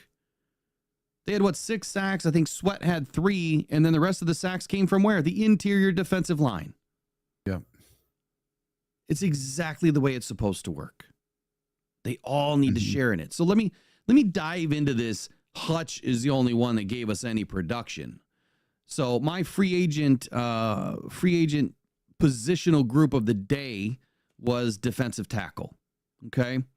And I'm going to borrow some of this from Justin Rodgers because I didn't finish my thing. So I'm going to borrow. He did a really good write-up. And big shout out to Justin Rodgers, man. He does such an excellent job with his work. So defensive tackle in 2023, not 24. The Lions couldn't generate a pass rush pressure to save their life from the interior of the defensive line. Now, if you remember this past offseason, I said the biggest need for the Lions was going to be interior defensive tackle and cornerback. I said that well before free agency. I said that well before the draft, multiple times. That is exactly what I wanted the Lions to grab, and that's exactly what they did. And the reason why is because when you look at the stats from 2003 or 2023, the interior portion of our defense was good at stopping the run, but they couldn't get pressure. They didn't do what they were supposed to do to allow other guys around them to do their work. So this was obviously an area of high importance on my list of needs heading into 2024 free agency pool. And they did just that. So here's the straight up stats because I am the guy with the stats. I've always brought the stats. I wish people would stop using my vernacular and my words. Get your own material, please. Aleem McNeil, 14 games in 2024, 25 tackles, 7 for a loss, 3.5 sacks, 45 quarterback pressures. And he was done on Thanksgiving. DJ Reader, 15 games, 23 tackles, 4 for a loss, 3 sacks, 20 quarterback pressures. Levi O, 16 games, 28 tackles, 1 for a loss, 1.5 sacks, 45 quarterback pressures. Pat O'Connor, oh, yep, now we're down into the 5th and 6th stringers. Pat O'Connor, 12 games, 18 tackles, 2 for a loss, 2 sacks, 10 quarterback pressures. Mekhi Wingo, a rookie 6th-round pick, 11 games, 9 tackles, 5 quarterback pressures. Now, you notice how I didn't mention Pascal in here and some of the other ones. And, like Pecco or some of the other guys in here. Just these defensive tackles, those 5 is what I mentioned. Now, advanced metrics will tell you that Lee McNeil had one of the best pass rush win rates beating his block 14.5% of the time. One of the best. Denver's John Franklin Myers and Kansas City's Chris Jones and Philadelphia's Moro Ojomo, who they drafted, Milton Jones, who they drafted, and Dallas's Osa, I'm not going to say his last name, say his last name. Those are the only guys that were better. 1, 2, 3, 4, 5 guys. Aleem McNeil, before his injury, was a top 6 defensive tackle in this league at pass rush win rate. Despite the limited number of negative plays, though, Levi Onwuzurike was finding his way into the backfield. He also tied Aleem McNeil with quarterback pressures at 45. So between those two guys, they had 90 quarterback pressures. 90. And neither one of them played a full season. He also had a win rate that also ranked in the top 15 in the league. Now, run stoppage was a bit more perplexing for me. Because how does a team that was at or near the top of the league in run defense through 8 games not have a boatload of run stops? That was mind-boggling to me. And it deserves more tape review. But a run stop, obviously it's a tackle that results in an offensive failure, or a negative play, right? Somehow we just didn't have a bunch. But Levi led the team with 13. Aleem McNeil had 12 and Reader had 10. That was Reader's least productive season with run stops since 2016, which oddly enough, his rookie year in Houston was his best season. The Lions didn't have an interior lineman crack the top 50 in 2024 for run stops. But yet we were one of the best defenses against the run. Now, where our defensive tackles play needs to get better in 2024, where did it get better? Well, when you evaluate what the Lions did in 2024 and the moves that Brad Holmes made that were worth the risk and also the right move, you cannot ignore what this defensive tackle group did. And I will mention that injuries obviously and completely derailed this season's amazing progress. When you lose your star defensive end, you lose your free agent defensive end, you lose multiple linebackers, obviously things are not going to go as well as they should, but they still played out of their damn minds. The Lions not only lost 5 defensive ends, they lost countless players on the defense, and nobody expected the Lions to maintain and win 15 games. The quick stat would be that the Super Bowl winning Eagles produced 186 pressures along the defensive line in 2024. And they did that with 5 guys. 5. Just 5, because they didn't have a bunch of injuries. Milton Williams, Moro Ojomo, Jalen Carter, Jordan Davis, and Thomas Booker IV. All players they have drafted. All of them. So if you don't think that drafting matters, it certainly does. So I have a question for everybody in the chat and the comments later on when you watch this later. How many defensive linemen do you think, well, I already gave you the answer. How many defensive linemen do you think the Eagles used? It was 5. How many do you think the Lions had to suit up in 2024? And yes, even Broderick Martin got in 2 games this last season, a few snaps. The second question would be, How many pressures do you think the Lions defensive tackles produced in 2024? And do you think that this was more or less than what they produced in 2023? Now, according to someone's comments in the chat, well, that would mean that it was less, right? Because they didn't get any production out of anybody, Aidan Hutchinson. So remember, this is just D tackles, not edge, not linebackers, just D tackles. So again, this is about adding the right players to the roster, right? To do a specific job, not just target, specific stats. If you go after stats, you will lose games. If you play smart, disciplined, unselfish football, you can accomplish great things in the NFL. But here's the answer. The answer is more than and by a ton over 2023 is what the Lions did versus 2024. I'm sorry, 24 over 23. Just by adding to the interior pass rush with DJ Reader and allowing him to gobble up a large majority of the double teams, the Lions doubled up their interior pressures from 68 in 2023 to 135 in 2024. Reader obviously had a down year from 23 coming out of Cincinnati, obviously facing, what was a pretty incredible year of comeback with his quad injury. But he did hold up the majority of double teams this past season, which allowed Ali McNeil and others along this defensive line to do their work. So it's not about stat production for every single player. Their job, and they know that their job is a dirty job when they have to take on double teams. And that's what DJ Reader has done his whole life. He's not a guy that comes in and tries to get 10 sacks a year. He's a guy that comes in to try to, stuff the run. And if he gets after the quarterback, great. But his job is to stuff the run, clog up some lanes, and allow the guys around him to do some work. And by the way, the answer for how many defensive tackles did the Lions have to suit up in 2024 is 10. 10. Pretty insane. Best performance of the season, obviously, was McNeil and Reader in the Cowboys game. McNeil finished with a season-high 7 pressures and 2 sacks, while Reader added 2 run stops and a quarterback hit. Dallas finished the game with 251 yards of offense, only 53 yards rushing on 17 carries. Now, adding a piece here by Justin Rodgers. The areas of improvement was one of his sections of his article. While the pressures totals soared in 2024, the team was not rewarded with a properly correlating number of sacks from their big men up front. Reader set a career high with 3, so he had a career high sacks in this season, 3, which is a nice bonus. But the group finished with 10 sacks overall. And he says that that's as many as the Miami defensive tackle Zach Sealer had last season. According to Justin Rodgers, a further disappointment from the rush was a lack of batted passes. That's potentially a reflection on how the front was coached. It's something that I've always said the Lions need to do better at.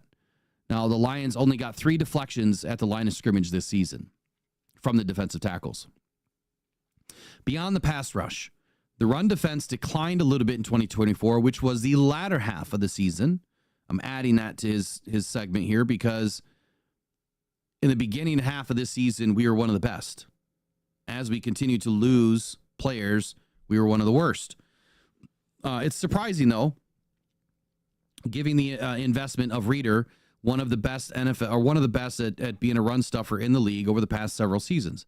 Coming back from a quad injury, we have to keep that into consideration. On 99 carries up the middle, opponents averaged 4.4 yards per run. It was even worse when opposing backs ran behind their left guard. On those 20 attempts, the average damage ballooned up to 6.15 yards per carry. Again, that was in the later half. So I want to make sure that we understand the beginning half of the season and the second half of the season, 2 totally different seasons. Healthier team versus a team that was decimated by injury. I would take that all day knowing what we went through. So what is the long-term vision? Obviously with McNeil, being the group's centerpiece, he's injured, right? He's currently working his way back from an ACL. This is why they're going to have to bring in another defensive tackle, whether it's through the draft or free agency or both. And it could be both. They could let DJ Reader go because of the cap hit. And, they would save about $8 million in cap spending. So it could be DJ Reader gone, and then they bring in another free agent and draft a guy, which is always the best way to do it. You draft a guy to fill the pipeline, to hopefully be a starter on your defensive line soon, and then you bring in a free agent to coach up this rookie and also be somebody that can add immediate impact. So there's your take on the defensive tackles and why, in my opinion, and based on the stats, they did produce in 2024, and they did a hell of a job in 2024, considering the Lions had the most injuries of any team. Eric? Yeah, and I'm starting to form what I think this team should do in the draft and free agency. And it would not hurt my feelings one bit if Brad went out in the first round and drafted a defensive tackle. Maybe take the best defensive tackle that's available. But I don't know who they are. I haven't looked into it yet, and that's coming. But yeah, I think that we had all these plans for DJ Reader and Ali McNeil being there for the whole season, and they weren't. The same thing with Hutch and Davenport. We had these plans for them to be there for the long run, and they just weren't. I know every team has to plan for injuries, but this year was ridiculous for us, and there's a couple of people arguing in the chat about, why we lost the playoff game. And in my mind, it wasn't just turnovers that lost that game. It was injuries finally caught up to us. Listen, Amik Robertson went out in the second play of the game, and we lost our starting corner. We had no corners. We had two guys that were Kirby was playing corner. Yeah, we ended up having two guys in the fourth quarter playing that were off our practice squad that were just brought up that day.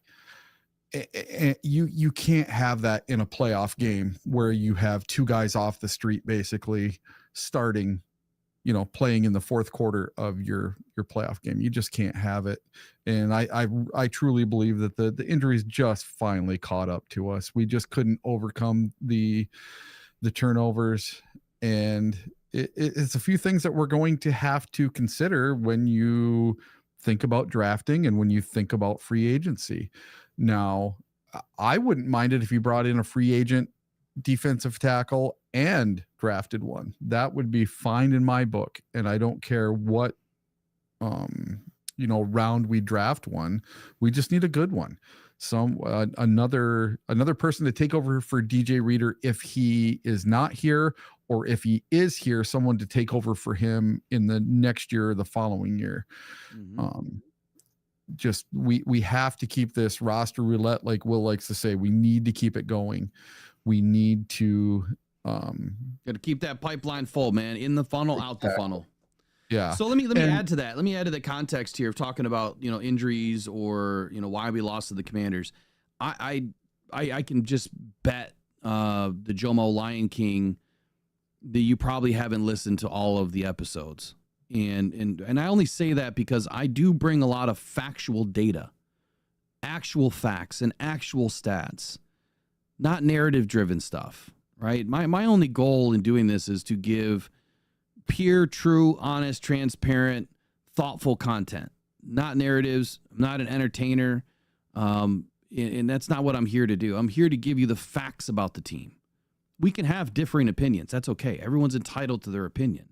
Yep. I do have takes that are different, than what the facts or the stats could actually say. But I'm gonna live, eat, and breathe in what factual data gives me, which is I can rest at the end of the day knowing that I'm not believing in some person's narrative-driven, hot breath spitting into a microphone that doesn't make any sense.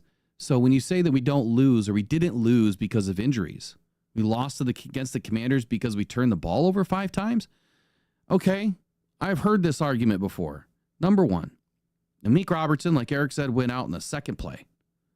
So clearly, when you are down, not only your starting corner, But now you are down your second or third starting corner, and all you have is a rookie. And then you've got Kirby playing out of safety down up into the box. That's a problem. The biggest problem of that day was not so much of the injuries, in my opinion, either, though. It's because they completely ran the wrong defense. What I said before that game is you do not blitz Jayden Daniels. He's the best against the blitz. You have to contain. What did we do? We blitzed 54.7% of plays. What did the Eagles do? They didn't blitz.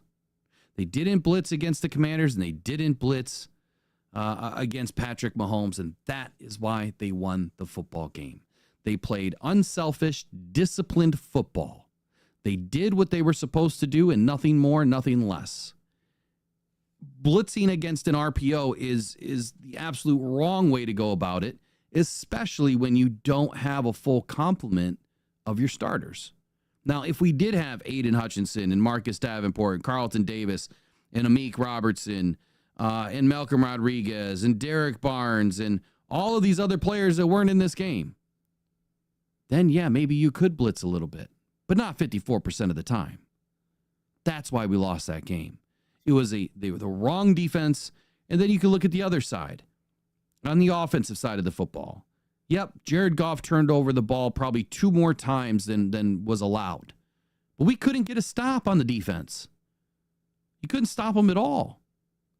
We scored enough points to win that game. All you had to do is come up with a couple of stops. But had Ben Johnson not called a pass play on 3rd and 1, you're not fumbling that football.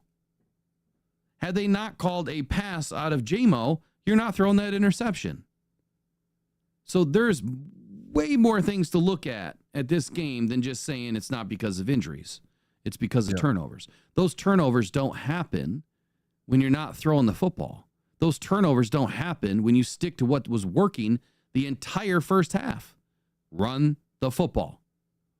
14 and a half yards at a clip for Jahmyr Gibbs through the first quarter, and you run away from running the ball? Come on. Well, having 2 coordinators that were not 1,000,000% into focusing on this game is also huge, in my opinion. They were too worried about, who's my next offensive coordinator going to be? Who's my defensive coordinator going to be? Who am I going to snag off this team to go with me to my new team? Where am I moving to? Where's my new house going to be? What school am I going to put my kids into? That's what they were thinking about. And that drives me insane to no end. So, okay, saying that the Eagles didn't have to blitz because their front 4 was good enough.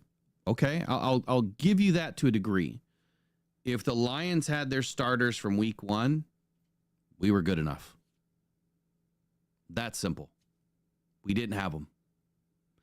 Again, you can't start 10 defensive tackles and start your 7th and 8th or 6th, 7th, and 8th defensive end and tell me that you have the pieces to win a football game. You don't. So you have to match the scheme to who's on your team. It's that simple. Match the scheme to who's on your team. Aaron Glenn matched the scheme to his ego, which is, I think I'm going to beat these guys doing what nobody else has done all season and been successful with. You know what I mean? So let me take a look at this real quick. How many times did the Eagles blitz? Because Vic Fangio, blitzing defense. What they did is they matched the scheme to the team. Not just their team, but their opponent. Hey, if the blitz is not working, if Jayden Daniels has completely picked apart the blitz all season long, well, why would I continue to blitz if they're just going to beat it? That's just stupidity by Aaron Glenn and Dan Campbell for allowing it to happen. Blitz stats. Here we go. Let me find it.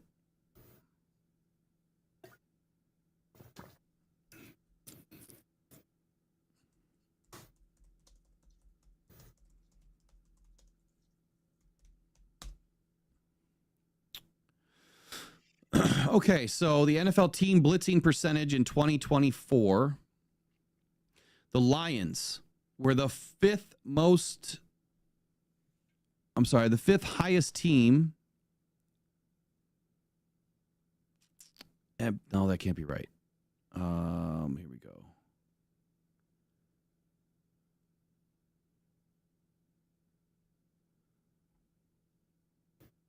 Let me just put it this way. The Lions were number 5. The Eagles are number 7.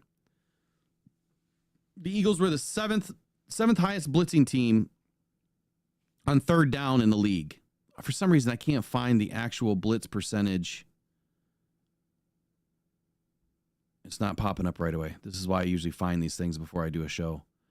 I can guarantee you this. The Eagles are one of the biggest blitzing teams in 2024. I can guarantee it. I don't even have to look at the stat. But they didn't have to do it in the Super Bowl. They didn't have to do it in the championship game against the Commanders because that was the wrong thing to do.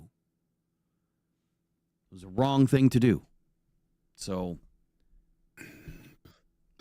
another move we made in the playoff game that I didn't necessarily agree with either was instead of riding the hot hand in Gibbs, we gave David Montgomery the start in the first series of the game. Yeah, that was a weird move. It was bizarre. Don't you want to get out to the largest lead you can?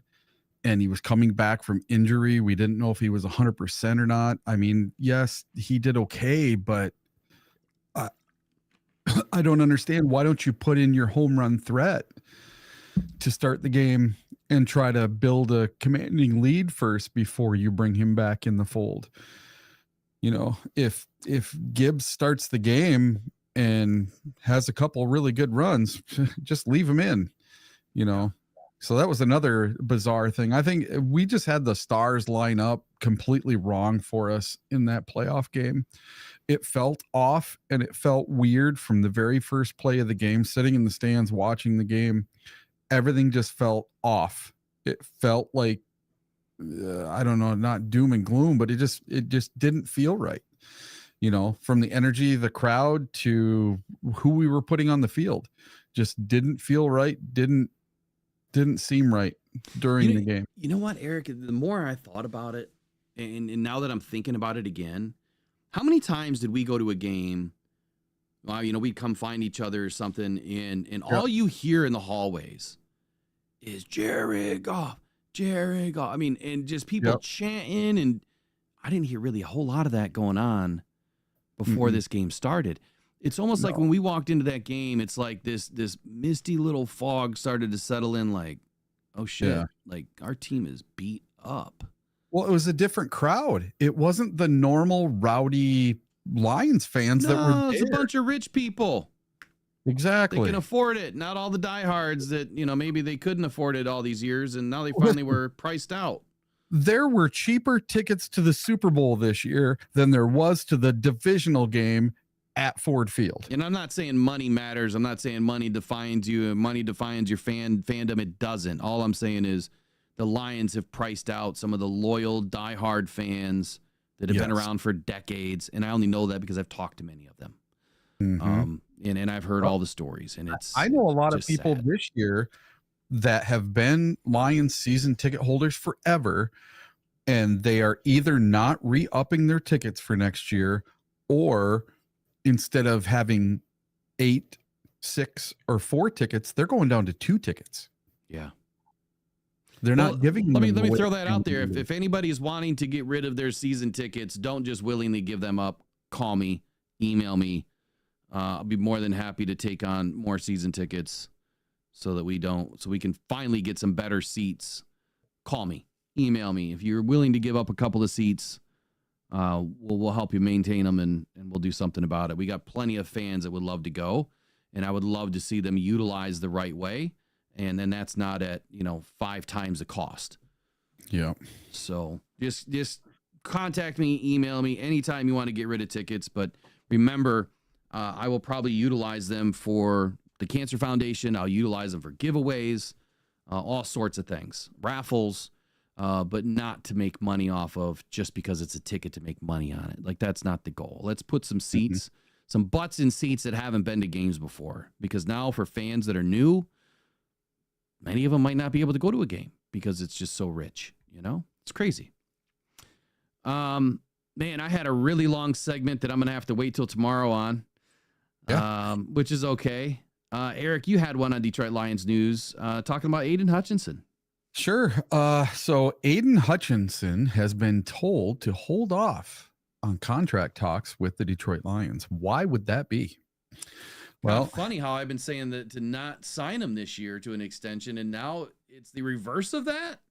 Yeah. So Aidan Hutchinson is due for the Lions to make a decision, him and JMO, about his 5th year option for his contract. So a lot of teams, instead of doing the 5th year option, will try to negotiate with that player and get a long-term contract, which could be a little cheaper for the team rather than paying the 5th year option and then signing them, you know, because you go a year later into the contract, and then a year later the salary cap goes up and players demand more money. Somebody else, you know, gets tops. So everybody wants to keep moving up with their contracts.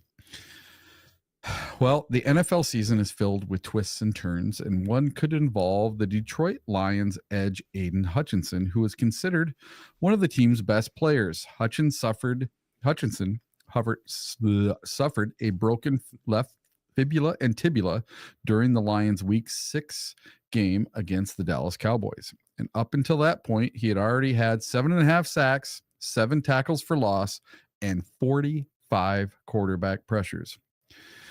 All season, Hutchinson talked about the possibility of being healthy enough to play in the Super Bowl, but the Lions didn't get there.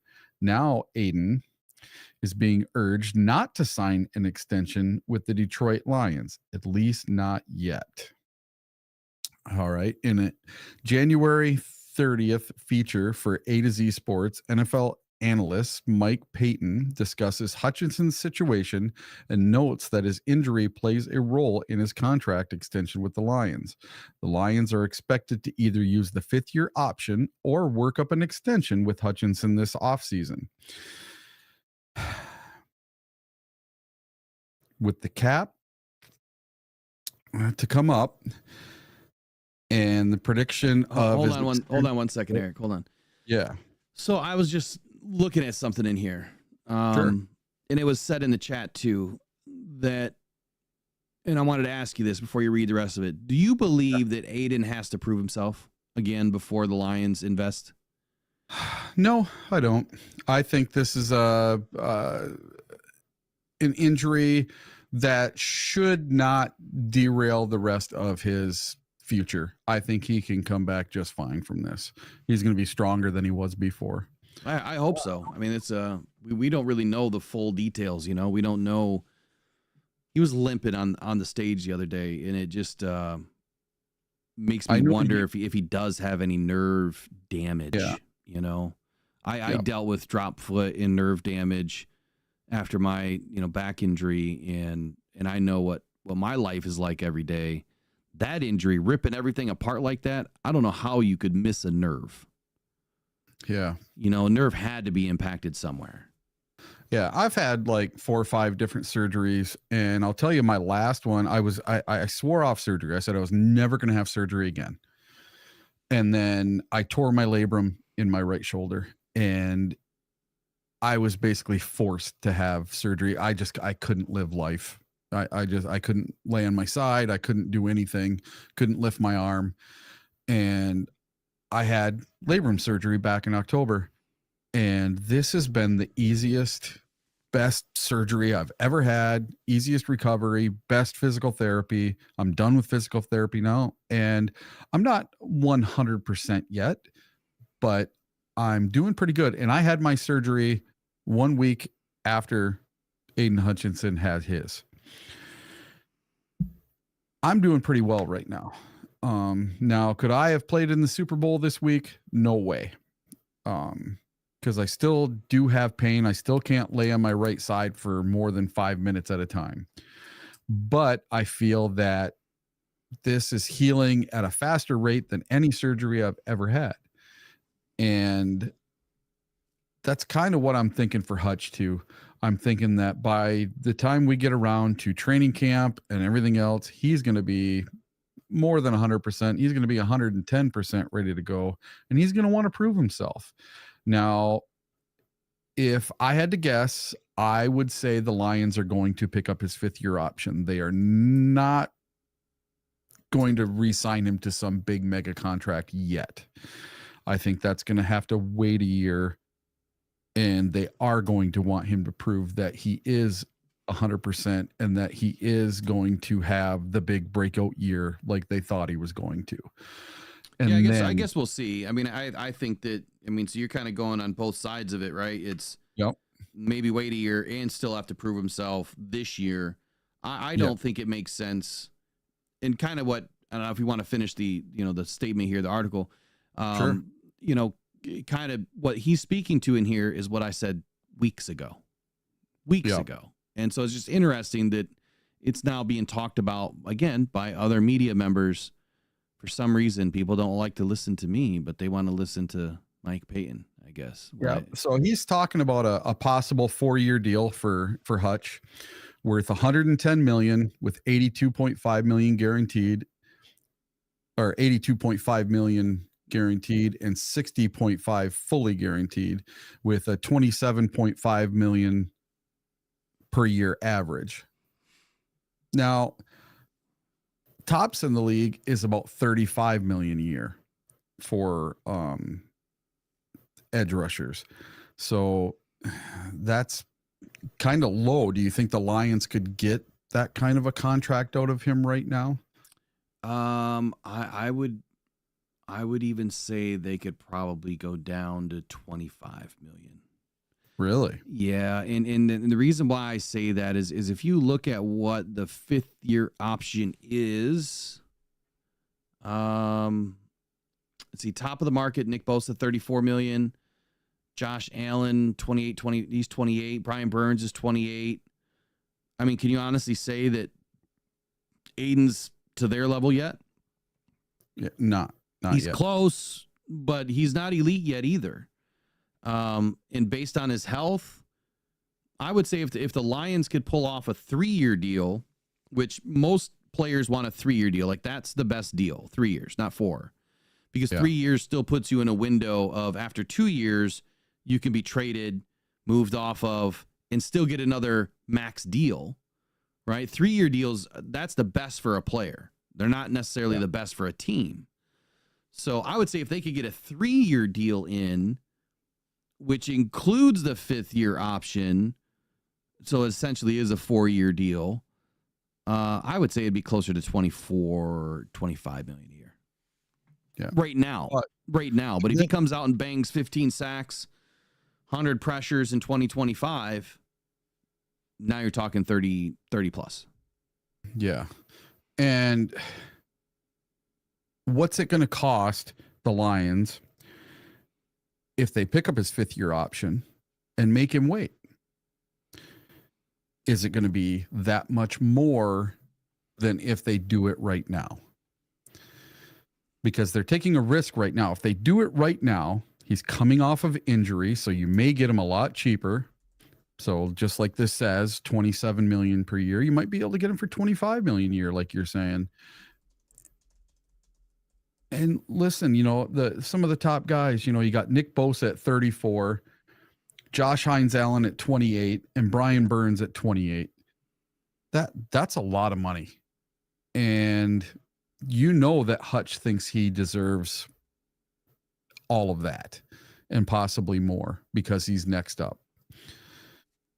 Yeah. Here's what I'll say. So kind of going on, with Mike Payton was saying in here, he says that the quote injury is going to play a role. We all want to act like it's not, but it is. Yep. Even though we know that the Lions have been trendsetters in the sense that they will make sure their players are paid over the market, even though that lasts for very little, he's still not likely to get what he should get, end quote. And that's what I've been saying now for weeks. Matter of fact, right when our season ended, one of the first conversations I had was about Aidan. And I said that I think that it would be a stupid move by the Lions to extend him. Pick up the 5th. They're going to pick up the 5th no matter what. But pick up the 5th and see what he does this summer. And if he has a great summer and he looks like he's back to himself, then maybe you get a deal done before week 1. But I still don't think it's going to be top of the charts. Right? I still don't think it's going to be a new league high. Now, I will say this. The expected cap for 2025 has been leaked to eclipse 275. So it's going to go up another 20 plus million this year. Mm-hmm. That's a big number. Now, you can get a lot done, but the Lions are also banking on that number to help facilitate some of the contracts they just signed. Yeah, they've already looked at that years previous and worked those contracts into having an expected jump in the cap. Yeah, so Michael McDermott, he had asked the question, why would we think that he wouldn't be just as good because the bone typically comes back stronger? Well, look, I'm 1,000% positive that Aidan is going to get all of the best care, the plasma, the platelets, maybe even some stem cells.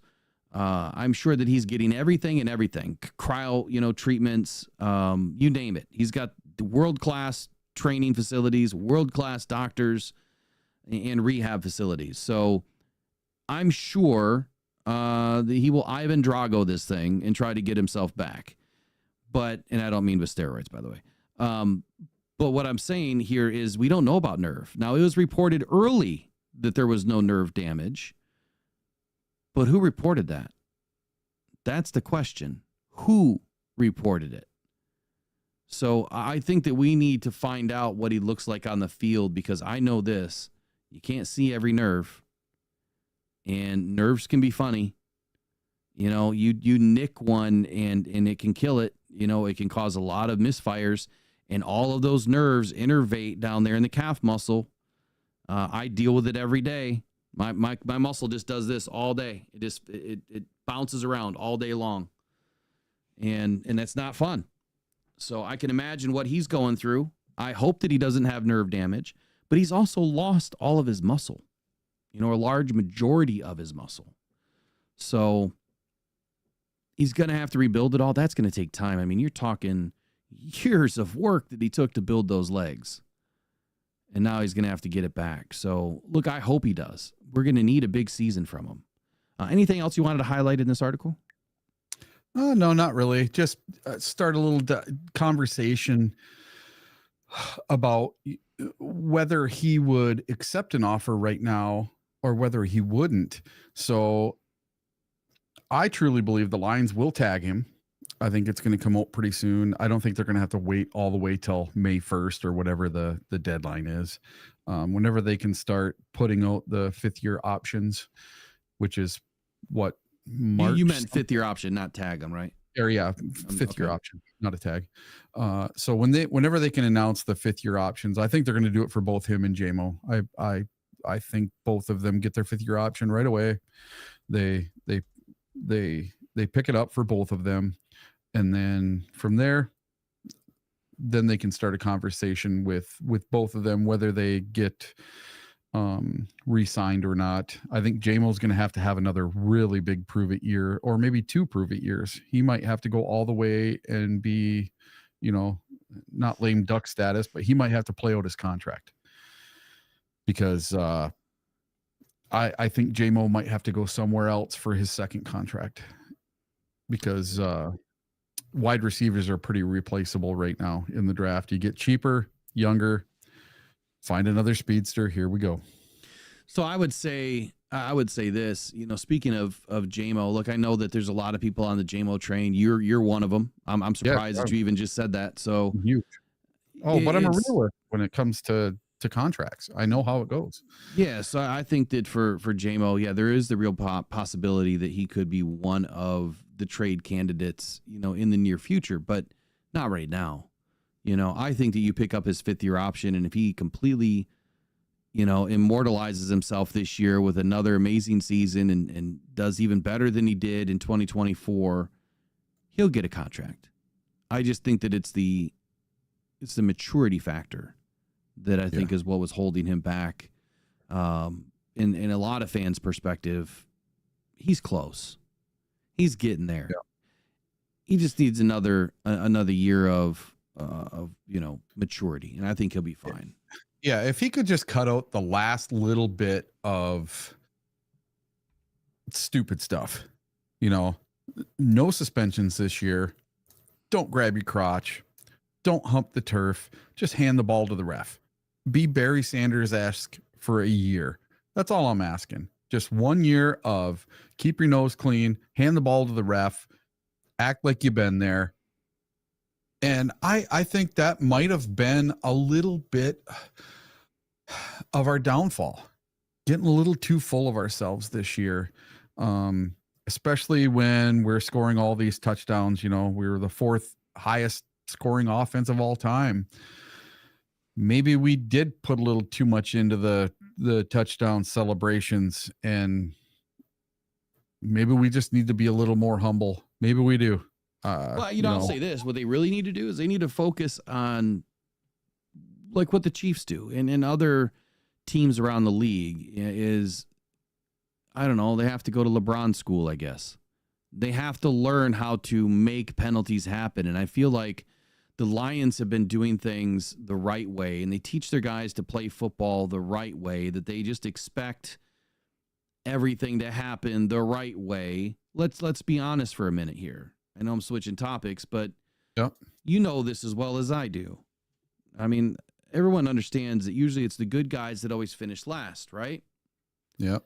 So if you constantly do the right thing and you're not getting to where you need to go, you still do the right thing, but maybe you need to add or unveil another element to your game, which is, okay, everyone else in the league is, getting the refs to throw a flag. What are they doing to get them to throw a flag? Why are they getting so many pass interference calls against us? Well, it's because they're baiting the defender to doing something, or they're baiting the ref by doing a little song and dance, right? Flopping a little bit here or there. You have to force the penalties. You need to slow down a little bit and make that defender run into you. We don't do that. We don't attempt, from what I've seen, we don't attempt to try to get a penalty called. We just hope that it gets called. No more hoping. Force it or complete the catch. We need to force some pass interference calls to help this team out. Yeah, we had 2 this year. Yeah. And other teams do that, and they do it well because they're training their players how to force the penalty. If you watch any Vikings game, every single incomplete pass to Justin Jefferson, he stands up immediately and does the whole throw a flag thing. Right. On every play, no matter what. Yeah. Yeah, no, I get it. And I'm not saying be like the Chiefs. No, I'm saying be like what they're teaching their players to do and how to get a flag, thrown and get a penalty called. Yeah. They're asking for them, I get it. I'm not saying be a whiny little biatch, but sometimes you do need to tell the refs, hey, look, this is constantly happening. I need you to watch this, So anyway, anything else for the rest of the day? Or are we gonna pack it in and get on to tomorrow? I say we're good for tomorrow. Let's go on to tomorrow. Okay, tomorrow, assuming Riley will be on tomorrow. He's supposed to be on today. I don't know what happened to him today.